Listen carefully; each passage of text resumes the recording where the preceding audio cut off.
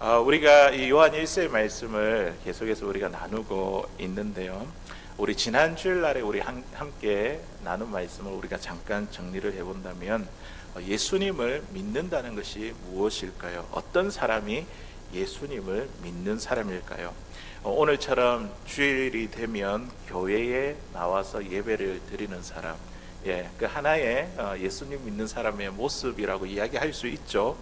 그리고 개인 프로필에다가 신상 명세서에 종교란에 기독교라고 쓰는 사람, 성경에 대한 지식이 많은 사람, 그리고 교회에서 직분을 받은 사람, 나는 예수님을 믿음으로 제 삶을 받아 하나님의 자녀가 되었다고 이렇게 고백하는 사람 등등, 이런 사람이 예수님 믿는 사람이라 이렇게 생각합니다.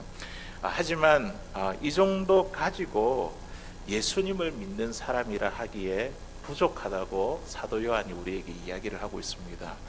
사도 요한이 우리에게 이야기하는 예수 믿는 사람은 어떤 사람일까요? 사도 요한이 이렇게 이야기합니다.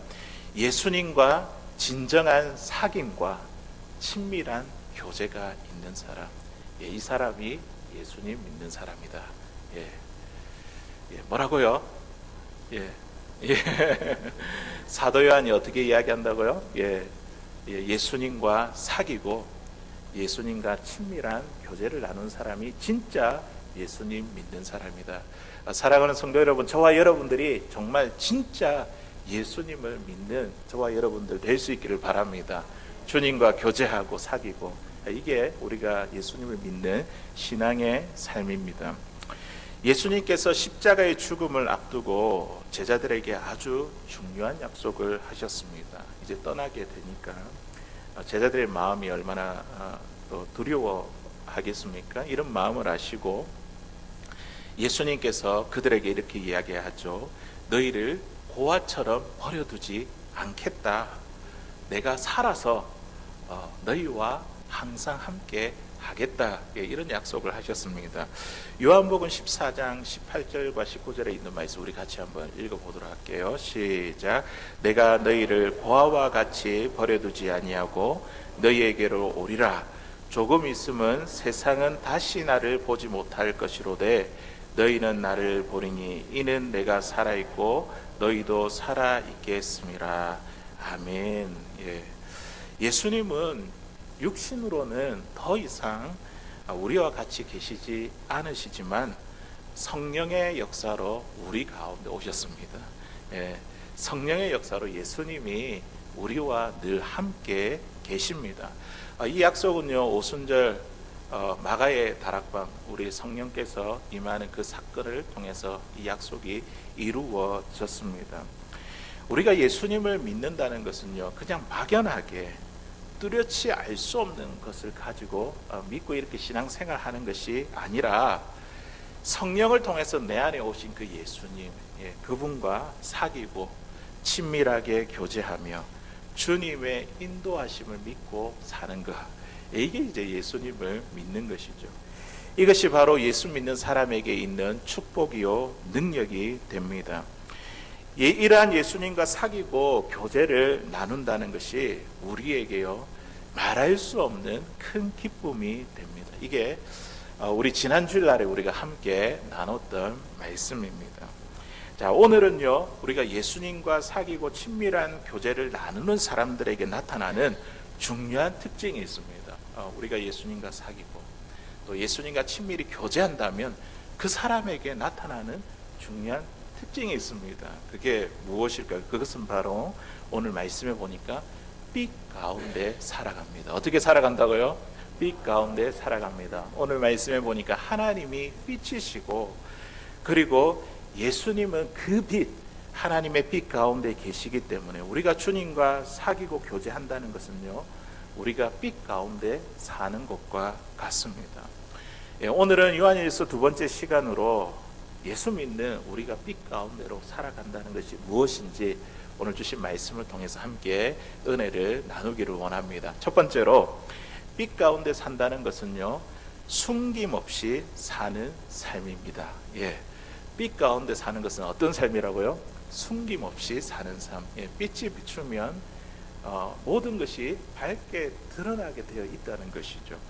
우리 7절에 있는 말씀 같이 한번 읽어보도록 하겠습니다. 시작. 그가 빛 가운데 계신 것 같이 우리도 빛 가운데 행하면 우리가 서로 사귐이 있고 그 아들 예수의 피가 우리를 모든 죄에서 깨끗하게 하실 것이요. 아멘.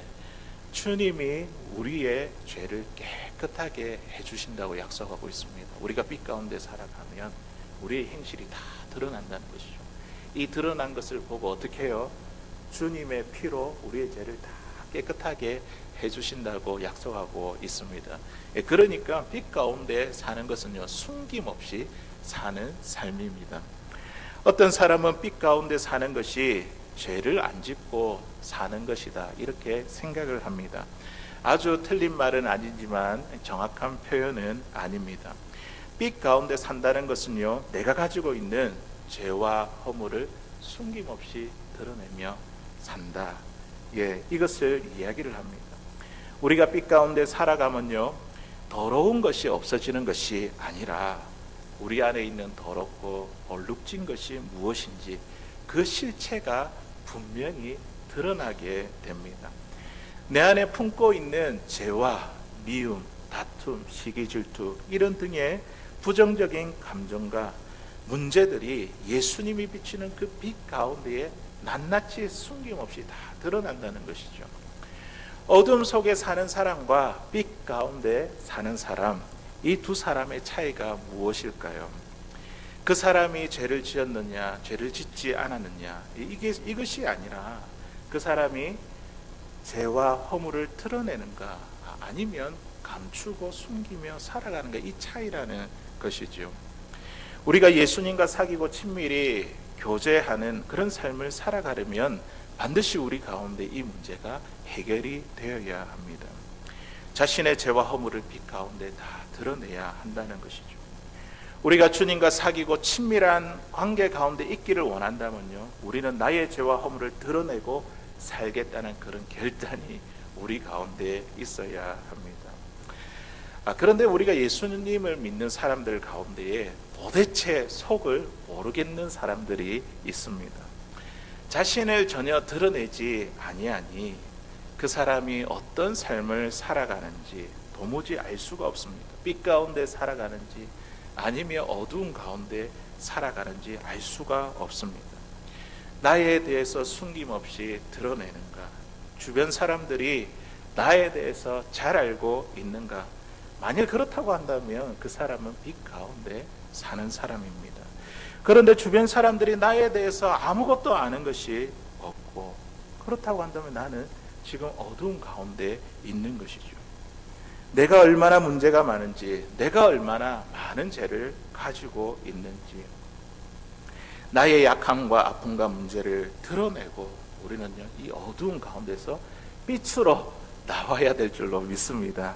이것이 바로 빛 가운데 사는 자의 모습입니다.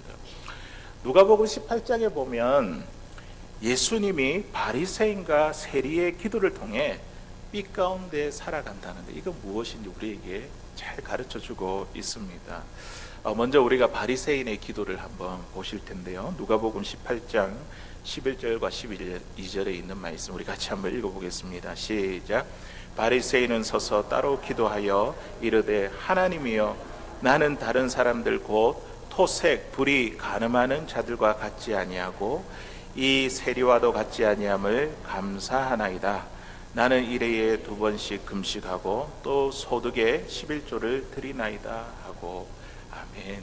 지금 바리새인이 어떻게 기도를 하고 있습니까? 따로 서서 다른 사람들이 다 보이도록 그렇게 기도하고 있죠. 사람들이 보는 앞에서 자신을 의롭게 보이기 위함이죠. 그러면서 기도하는데 어떤 기도를 드립니까? 나는 저 사람과 다릅니다. 나는 토색, 이 토색이 뭐죠? 권력의 힘으로 다른 사람 물건을 취하는 것이죠. 토색, 불이 가늠하는 저들 죄인과 같지 않습니다. 세리와도 같지 않습니다. 이게 그에게 있어서 어떤 제목이었습니까? 감사의 제목이었습니다. 도대체 어떻게 이런 기도를 드릴 수가 있습니까? 그러면서 또 이렇게 기도하죠. 나는 금식하고 그리고 하나님께 11조를 드립니다. 그러면서 자기를 자랑하며 기도하고 있습니다. 바리새인은 죄인들과 세리 비교하면서 자신이 무엇이 문제인지 그것을 전혀 보지 못하고 있습니다. 그런데 이에 반면 세리는 어떻게 기도하고 있을까요? 그들은요, 감히 눈을 들어 하늘을 쳐다보지 못하고 가슴을 치며 이렇게 기도하고 있습니다. 우리 13절에 있는 말씀 우리 같이 읽어볼게요. 13절. 세리는 시작. 세리는 멀리 있어서 감히 눈을 들어 하늘을 쳐다보지 못하고 다만 가슴을 치며 이르되 하나님이여 불쌍히 여기소서 나는 죄인으로소이다 하였느니라. 아멘. 자, 우리가 세상적인 눈으로 기준으로 본다면요, 바리새인과 세리 중에 누가 더 의인입니까? 분명히 바리새인이 의인입니다. 바리새인이 율법을 지키려고 얼마나 많이 노력하고 지금 애를 쓰고 있습니까? 그런데 주님은 뭐라고 말씀하셨다고요? 세리가 바리새인보다 더 의롭다고 그렇게 말씀하셨습니다. 도대체 주님은 무슨 판단으로, 무슨 기준으로 이런 판단을 하신 것일까요? 겉으로 보면 바리새인이 훨씬 경건하고 하나님의 말씀대로 살았습니다. 반면 세리는요, 남의 돈을 갈취하는 도둑이었습니다. 그때 당시 거지도 세리가 주는 이 동량, 이 돈을 받지 않았다고 할 정도로 이 세리는요, 죄인 취급을 받았던 사람입니다. 그런데 어찌 주님이 세리가 더 의롭다고 그렇게 말씀하실까요? 그것은요, 바로 이 바리새인의 기도 가운데 있습니다. 바리새인의 기도 가운데는요, 자신이 잘못했다는 고백이 하나도 없습니다. 따로 서서 자신을 의롭게 생각하며 저 사람들과 비교하며 나는 그래도 저들보다 훨씬 낫습니다. 나는 저 사람들과 같지 않습니다. 자기를 높이고 자랑하는 이 교만함과 다른 사람 판단하고 정죄하는 이 죄는 감추고 있다는 것이죠. 그저 자신들이 저들보다 잘했다고 생각하는 것, 그것을 지금 나열하고 자랑하고 있습니다. 그런데 세리들을 한번 보십시오. 이 세리를 보십시오. 그는 자신이 잘했다는 이야기가 하나도 없습니다. 뭐라고 이야기합니까? 그는 그냥 자신은 죄인이고 감히 하늘을 쳐다볼 수 없는 사람이라 그렇게 고백했습니다. 결국 이 세리는요, 빛으로 자신의 죄와 허물을 이렇게 드러냈고, 바리새인은 외식으로 자신의 더러운 마음을 어둠 속에 감추어 버렸습니다. 우리가 겉모습만 보고 저 사람은 참 믿음이 좋은 사람이야 이렇게 말할 수 있지만, 그러나 우리가 알 수 없는 일입니다. 만일 하나님 앞에서 자신의 모든 것을 다 드러내고 그렇게 산 사람이라고 한다면 그 판단이 옳을 수 있죠. 그런데 자신의 마음을 감추고 또 감추고 숨기고 살았다면 그 진실한 모습은 우리가 알지 못하는 것입니다. 오직 누구만 압니까? 하나님만 아시겠죠. 그러나 우리의 마음에 숨긴 것들이 하나님의 빛 가운데 다 드러날 때가 올 것입니다. 그때는요, 천국에서 하나님께 다 드러내며 그렇게 살아가야 됩니다. 그렇기 때문에 우리는 지금부터 다 드러내놓는 그런 삶을 살아야 됩니다.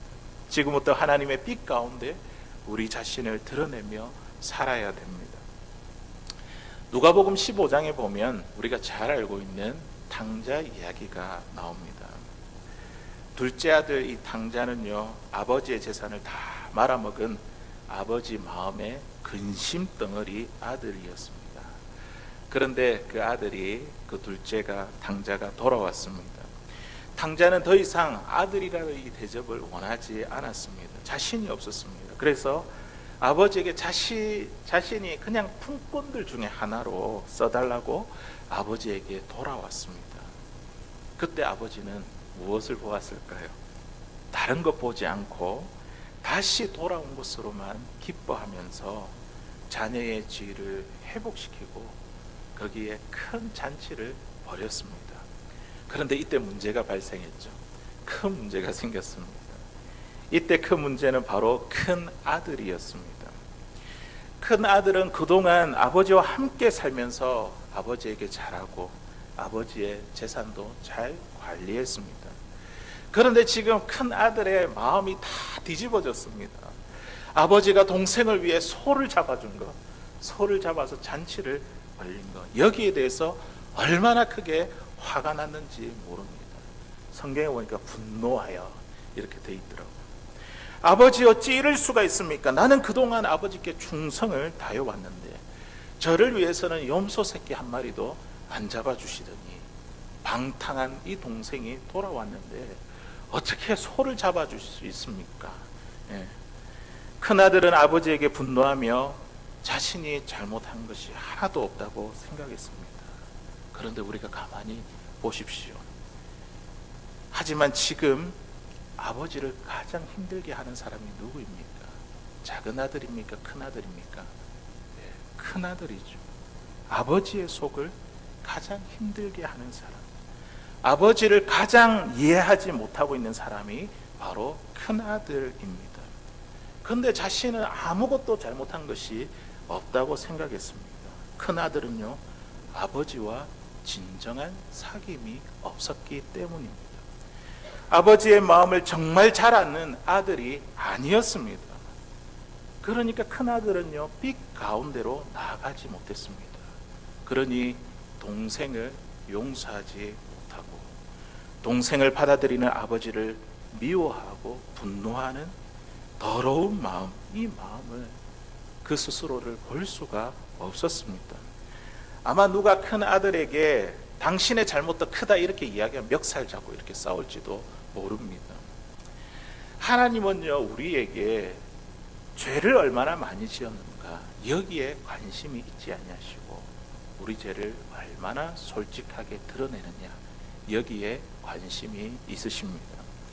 우리는 육신을 가지고 살아가고 있기 때문에 죄의 유혹과 충동에서 벗어날 수 없습니다. 그래서 하나님은요, 우리에게 다른 것 요구하시는 것이 아니라 우리에게 요구하시는 것이 무엇일까요? 우리 안에 있는 감추어져 있는 죄와 허물, 이것을 드러내기를 원하십니다. 하나님의 빛 가운데 산다는 것은요, 내 안에 죄를, 허물을 드러내는 그런 삶, 그렇게 살아가는 삶입니다. 우리는 그동안 숨기고 감추고 누르며 살아왔습니다. 이 한국 정서가 그렇지 않습니까? 유교적인 전통은 항상 숨기고 누르고 감춥니다. 체면이 얼마나 중요한지 모릅니다. 내 마음이 어떠하든 내 속이 어떠하든 사람들이 보는 앞에서는 내 자신을 철저히 꾸며야 합니다. 그런데 우리가 예수님을 믿는 사람이지 않습니까? 우리가 예수님을 믿고도 여전히 유교적인 사상과 전통에 우리가 머물러 있으면 안 됩니다. 예수를 믿고도 여전히 숨기고 누르며 감추며 그렇게 살아가고 있는 우리의 모습은 아닙니까? 다른 사람이 나에 대해서 알게 되면 큰일 난다고 그렇게 생각하며 사는 것은 아닙니까? 주님과 사귀고 우리가 친밀한 교제를 원한다고 한다면 자신의 삶과 마음을 드러내기를 우리가 결단해야 합니다. 사랑하는 성도 여러분, 빛 가운데 계신 예수님은요, 이미 저와 여러분들의 마음에 계십니다. 성령의 역사로 우리 마음 가운데 와 계십니까? 주님과 사귀고 교제하며 빛 가운데 살아가면요, 우리 안에 감출 것 하나도 없습니다. 더 이상 부끄럽다고 숨기고 감춘다고 해서 해결될 수 있는 그런 상황이 아닙니다. 천국은 우리의 마음이 다 드러난 상태에서 하나님과 영원히 사는 곳입니다. 우리의 삶과 마음을 주님의 빛 가운데 드러내며 그렇게 빛 가운데 살아갈 수 있는 사랑하는 저와 여러분들 다 될 수 있기를 주의 이름으로 간절히 소원합니다. 두 번째로 우리가 빛 가운데 살아간다는 것은요, 회개하며 사는 삶입니다. 첫 번째는 아까 숨김 없이 사는 삶, 두 번째는 회개하며 사는 삶입니다. 우리 9절에 있는 말씀, 요한일서 1장 9절에 있는 말씀 우리 같이 한번 읽어보도록 하겠습니다. 시작. 만일 우리가 우리 죄를 자백하면 그는 미쁘시고 의로우사 우리 죄를 사하시며 우리를 모든 불의에서 깨끗하게 하실 것이요. 아멘. 우리의 죄를 자백하며 숨김없이 우리가 살아갈 때에 어떤 복이 우리에게 있습니까? 자백하면 어떻게 해요? 우리의 죄를 용서해 주시고 우리를 모든 불의에서 깨끗하게 해 주실 것입니다. 이런 은혜를 누리게 된다는 것이죠. 이 땅에 죄가 없는 사람이 어디에 있겠습니까? 이 땅에 이 죄에 대해서 벗어날 사람 누가 있겠습니까? 그래서 로마서 3장 23절에 있는 말씀에 보니까 모든 사람이 죄를 범하였으며 하나님의 영광에 이르지 못하더니, 우리 모두가, 모든 사람이 참 죄 가운데 살아가고 있습니다. 그런데 빛 가운데 사는 사람은 어떤 사람이라고요? 죄를 안 짓고 사는 사람이 아니라 그것을 드러내는 사람. 나는 죄인이라고 고백하는 사람. 이 사람이 바로 빛 가운데 사는 사람의 모습입니다. 먼저 우리는요, 우리 자신을 드러내는 것이 얼마나 기쁜 일인지 그것을 우리는 알아야 됩니다. 남들이 나를 알면 어떻게 하지? 내 안에 있는 잘못과 허물을 보고 어떻게 생각할까? 우리는 먼저 두려운 마음이 생기지 않습니까? 그런데 사도 요한은요, 우리가 지난주 함께 읽었던 본문 4절에 있는 말씀 보니까 이것이 우리에게 기쁨이 된다고 이야기를 하고 있습니다. 4절에 보니까 이 글을 쓰는 것은 우리 서로의 기쁨이 차고 넘치게 하려는 것이라. 자기 속에 있는 것을 드러내는데 이게 어떻게 수치가 되는데 기쁨이 될 수 있을까요? 그것은 바로 내 안에 있는 잘못, 더러움, 허물, 문제들이 주의 보혈로 깨끗하게 씻김을 받을 수 있기 때문입니다. 이것보다 더 큰 기쁨이 어디 있을까요? 내 안에 어두움, 더러움, 부정적인 감정 드러내면 주님께서 씻어주시니 이것보다 더 큰 기쁨이 어디에 있겠습니까? 그러나 만일 우리가 드러내지 않고 고백하지 않으면요, 우리는 깨끗이 씻음을 받을 수가 없습니다. 주님이 우리를 위해서 십자가에서 우리의 모든 죄를 다 용서해 주셨지만 우리가 드러내고 고백하지 않는다고 한다면 우리는요, 깨끗이 씻음 받은 은혜를 누릴 수가 없습니다. 우리가 아무리 못나고 문제가 많고 죄가 많아도 빛 가운데 나아가면요, 우리 하나님은요, 우리를 내치지 않습니다. 우리를 절대 버리지 아니하십니다. 오히려 우리를 어떻게 하신다고요? 깨끗하게 씻어 주십니다. 그러므로 우리가 빛 가운데 산다는 것은요, 내 안에 더러움을 드러내고 그리고 그 죄를 고백하여 깨끗이 씻음 받는 삶을 이야기합니다.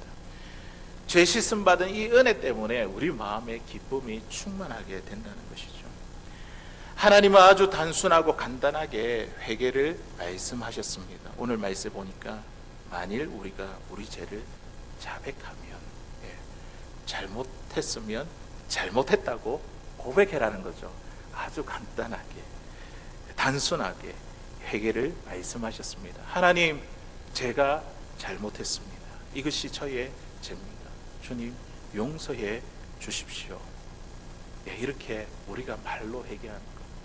어떤 분이 이렇게 이야기할 겁니다. 이렇게 말로만 회개하는 거, 이거 가지고 회개라 할 수 있습니까? 그런데 우리가 말로 회개한다는 것, 이것도 얼마나 어려운 것인지 모릅니다. 아담과 하와가 선악과를 따먹고 나무 사이에 숨었습니다. 하나님은 아담을 부르셨습니다. 아담아, 아담아, 네가 어디에 있느냐? 하나님이 아담이 어디 있는지 몰라서 그렇게 물었을까요? 어디에 있는지, 왜 숨었는지 하나님이 모르셔서 그렇게 아담을 부르셨을까요? 그런데도 하나님은 아담이 어디 있는지 부르셨습니다. 이러한 하나님의 의도가 무엇인지 아시겠습니까? 나무 사이에 숨어있는 아담이 빨리 뛰쳐나와 하나님, 제가 선악과를 따먹었습니다. 제가 명령을 어기고 죄를 지었습니다. 용서해 주세요. 이렇게 고백하기를 원하셨던 것이었습니다. 그러나 아담이 회개했다는 이 말은요, 성경 어디에도 찾아볼 수가 없습니다. 아담은 왜 그렇게 했느냐 하는 하나님의 그 질문에 뭐라고 대답하냐면, 하나님이 나를 위해 주신 그 여자가 먹게 했다. 그냥 잘못했습니다 말하면 되는데, 그것도 하나님이 나를 위해 주신 그 여자가 저를 먹게 했습니다. 예, 하나님까지 걸고 넘어지죠. 하나님이 이번에는 하와에게 묻습니다. 왜 그렇게 했느냐 물었습니다. 하와는 뱀이 나를 깨어서 내가 먹게 되었다고 이야기했습니다. 아담과 하와에게 하나님께서 이렇게 물어보시면서 하나님께서 기대했던 대답은 무엇일까요? 하나님, 제가 잘못했습니다. 하나님의 명령을 어겼습니다. 용서해 주세요.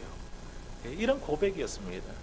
이처럼 이런 고백이 우리에게 있어서 너무나 힘들고 어려운 것입니다.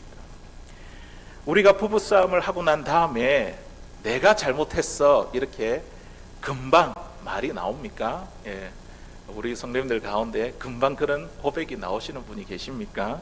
예.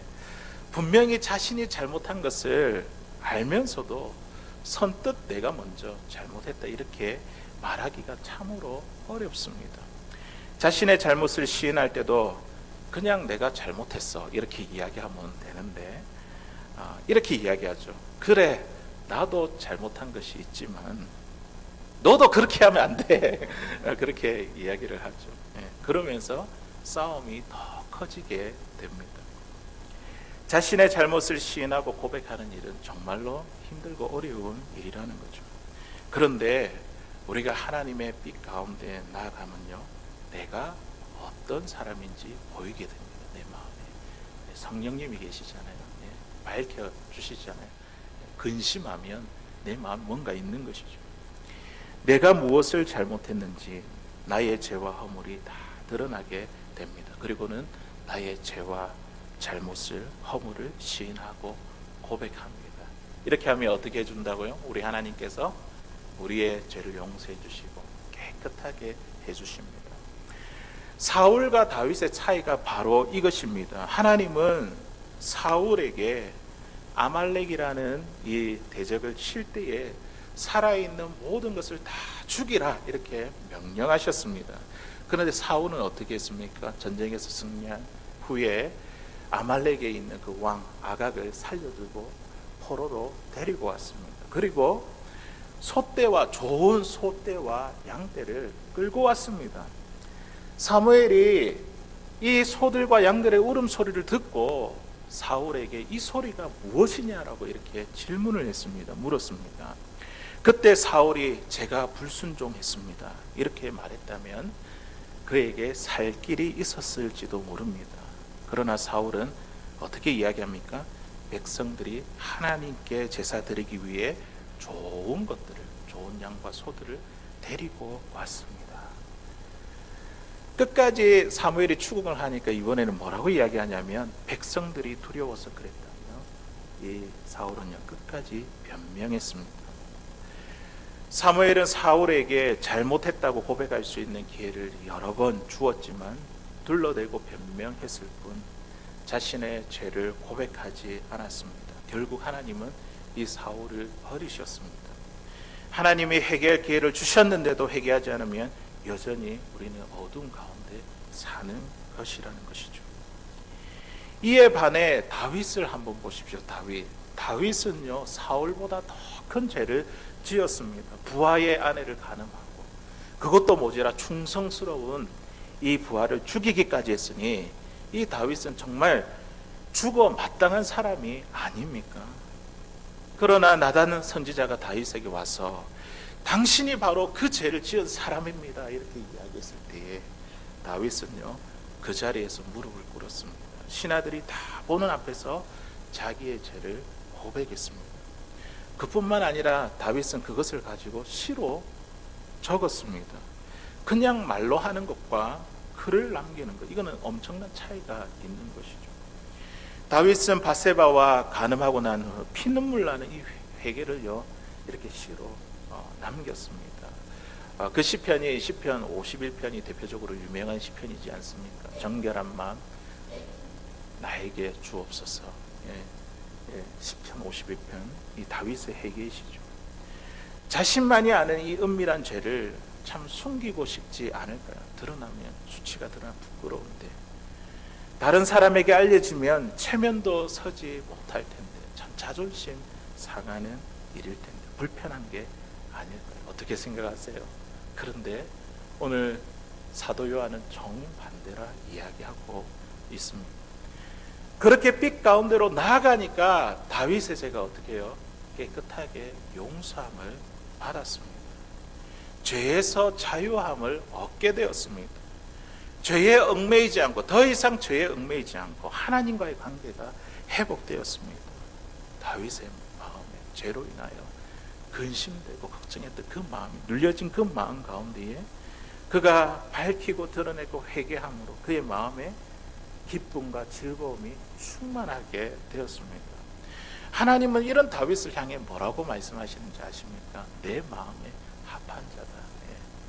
죄를 안 지어서 내 마음에 합한 자라 이렇게 말하는 것이 아니라 우리 하나님이 그 죄를 우리가 지었을 때 하나님 앞에 고백하고 회개하고 그 자를 보시면서 하나님은요 내 마음에 합한 자라 이렇게 말씀하십니다. 이것이 바로 빛 가운데 사는 자의 모습입니다. 우리 한경직 목사님, 한국에서 굉장히 존경받는 목사님이신데요, 이 고 한경직 목사님은요 기독교에서 노벨상이라고 이렇게 불릴 만큼 가장 큰 상인 이 템플턴 상을 받았습니다. 이분이 이제 모여서 예배를 드리고 다 축하하는 이 자리에서 이제 수상 소감을 이렇게 밝히는데요, 그분이 사람들에게 이렇게 자기의 수상 소감을 나누었습니다. 나는 이 상을 받을 만한 자격이 없습니다. 나는 죄인입니다. 나는 일제시대 때 신사참배를 한 사람입니다. 그런 나에게 하나님이 이런 상을 주시는 것은 아마 나 같은 자도 하나님이 들어서신다는 것을 보여주시려고 하신 것 같습니다. 사실 이렇게 축하받는 자리에서 이런 고백하지 않아도 됩니다. 그때 당시 우리나라에서 이 기독교인들에게 신사참배를 했다는 것 너무 수치스럽고 부끄러운 일이지 않습니까? 다시는 그 사람을 쳐다보지 않겠다는 그런 중죄에 해당되는 것이었습니다. 하지만 이 한경직 목사님은요 신사참배를 했다고 축하받는 그 자리에서 자신의 죄를 솔직하게 고백했습니다. 하나님의 빛 가운데 서 있고 보니, 자신을 보니 지금 이 상을 받고 있는 일이 우쭐할 일이 아니었던 것이었습니다. 하나님은 나 같은 자도 쓰신다, 나같이 죄 많은 자도 쓰신다는 것을 사람들에게 보이시려고 한다는 그 생각 때문에 자기의 죄를 고백했습니다. 빛 가운데 사는 사람은요 자기의 죄를 고백하는 사람입니다. 어느 목사님이 이제 제자반을 이 기간을 다 끝내고 마지막 시간에 수료 예배를 드리는데 기도원에 올라가서 예배를 드리게 되었습니다. 수료 예배를 다 마치고 또 기도를 다 마치고 내려가려고 하는데 장로님 한 분이 목사님에게 고백할 것이 있다며 기도를 받고 싶다 그렇게 말했습니다. 그때 장로님의 입에서 깜짝 놀랄 고백이 나왔습니다. 말하기도 민망할 정도의 죄를 품고 사셨던 것이었습니다. 다들 무거운 마음으로 그 장로님에게 손을 얹고 기도하기 시작했습니다. 그런데 놀라운 일은 무엇인지 아십니까? 그 옆에 있는 사람도 죄를 고백하는 일들이 막 일어나기 시작했습니다. 계속해서 한동안 이 회개 기도를 지속해야 했습니다. 그날 밤 12시가 다 되어서야 이 예배를 마칠 수 있었습니다. 하나님의 빛이 그 사람에게, 공동체에게 임하니까요, 비추니까 감출 수 없는 그런 일들이 그들 가운데 일어나게 되었던 것입니다. 그들이 서로 죄를 고백하고 회개하며 죄 씻음의 은혜를 누리게 하신 것, 이것은요 하나님께서 하신 일이 다 아니면 설명할 수 없는 그런 일입니다. 하나님이 행하지 않았다면 도무지 있을 수 없는 일입니다. 회개는요 매일 하는 것입니다. 순간순간마다 하는 것입니다. 어떤 사람은 이야기죠. 예수님께 다 죄 사함 받았는데 왜 맨날 회개하느냐 이렇게 이야기도. 오늘 말씀 보십시오. 우리가 죄가 없다 이라면 하나님을 거짓말하는 자로 만드는 것입니다. 매일매일 순간순간마다 우리에게 들어올 때 우리 하나님 앞에 그 숨김없이 빛 가운데 드러내고 회개하는, 우리는 그저 그 빛 가운데 우리 자신을 드러내면 됩니다. 초대교회의 능력이 어디에서부터 나온지 아십니까? 그것은 바로 죄의 고백에서부터 시작되었습니다. 우리가 잘 알고 있는 이 부흥운동도 마찬가지죠. 죄의 고백에서부터 교회가 부흥하고 하나님의 말씀이 왕성해지고 이런 일들이 일어났습니다. 우리 지난번에 느헤미야도 봤지 않습니까? 이런 죄의 고백에서부터 우리 믿는 사람들의 신앙인의 능력이 나오는 것입니다. 야고보서 5장 16절 우리 있는 말씀 우리 같이 읽어보겠습니다. 그러므로 시작. 그러므로 너희 죄를 서로 고하며 병 낫기를 위하여 서로 기도하라. 의인의 강구는 역사하는 힘이 많으니라. 아멘. 우리가 야고보서에 있는 말씀을, 이 말씀을 읽으면서 기도할 때가 참 많이 있습니다. 우리가 앞에 나온 말씀보다 뒤에 있는 말씀을 더 많이 강조를 하죠. 병 낫기 위해서 서로 기도하라. 이렇게 우리가 병든 자 있으면 서로 기도하라고 하셨으니까 병 낫기를 위해서 우리 기도합시다, 이런 이야기는 우리가 많이 들었지 않습니까? 그런데 보니까 이 기도에 앞서서 해야 될 것이 있습니다. 그게 뭡니까? 너희 죄를 서로 고하며 고백하며. 뒤에 보면 의인의 강구는, 의인은 어떤 사람이 의인입니까? 빛 가운데 사는 사람, 드러낸 것을 하나님 앞에 고백해서 죄 용서함을 받은 사람, 이 사람이 의인이지 않습니까? 이러한 사람의 강구는요, 그 병을 치료하는, 역사하는 힘이 있습니다. 신앙인의 능력은 다른 데서 나오는 것이 아니라 죄의 고백을 통해서 신앙인의 능력이 나오는 것입니다. 이런 기도는요, 병을 고치는, 역사하는 힘이 많다라고 우리에게 이야기해 주고 있습니다. 사랑하는 성도 여러분, 예수님과 사귀고 친밀한 교제를 나눈다는 것, 이것이 뭐라고요?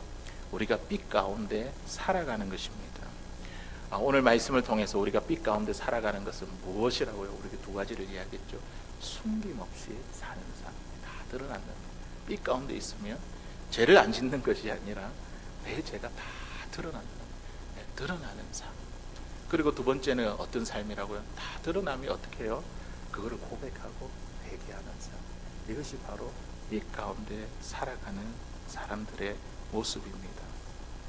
그 죄가 있다면 그리스도의 보혈로서 우리가 깨끗이 씻음을 받게 될 것입니다. 오늘 정리할 것이 있다고 한다면 우리는 오늘 정리해야 됩니다. 그것을 더 이상 품고 살지 말아야 됩니다.